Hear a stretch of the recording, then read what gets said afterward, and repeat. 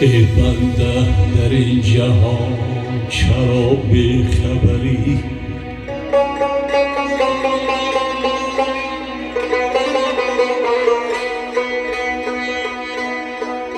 روزان و شبان در طلبی سیم و زری.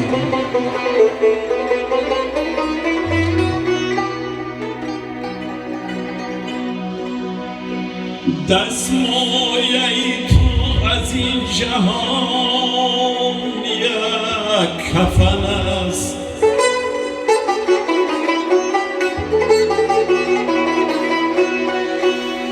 دستمایه تو از این جهان یک کفن است. آن هم به گمان است که بری یا نبری.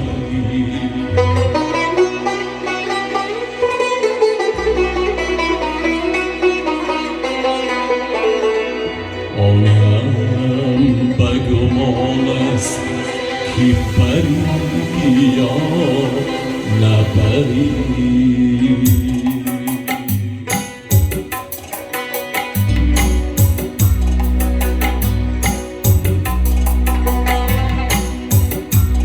آدمی چون بیگذرد هرگز نمی آید دیگر، هرگز نمی آید دیگر. آدمی چون بیگذرد هرگز نمی آید دیگر، هرگز نمی آید دیگر. سرنبردارد چو بر خاکی سیه بینهاد سر، خاکی سیه بینهاد سر. در جوانی تند و تیز آتش بگیرد آدمی.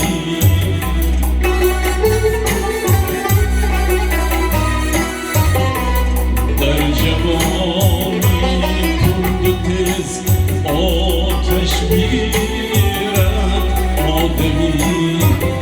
سوز می سوزد و پیری بود پیری چوبیتر، بود پیری چوبیتر. سوز می سوزد و پیری بود پیری چوبیتر، بود پیری چوبیتر.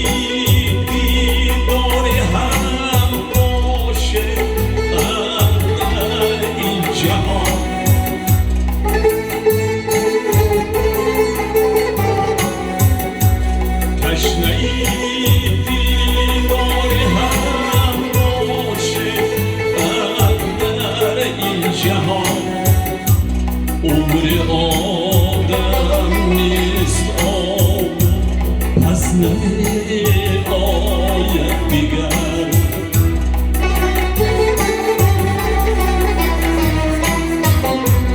عمر آدم نیست آب پس نمی‌آید دیگر آدمی چون بی‌ضرر هرگز نمی‌آید دیگر هرگز نمی‌آید دیگر سر نبردارد چو بر خاکی سیه بی‌نهاد سر خاکی سیه بی‌نهاد سر عمر آدم نیست آب پس نمی‌آید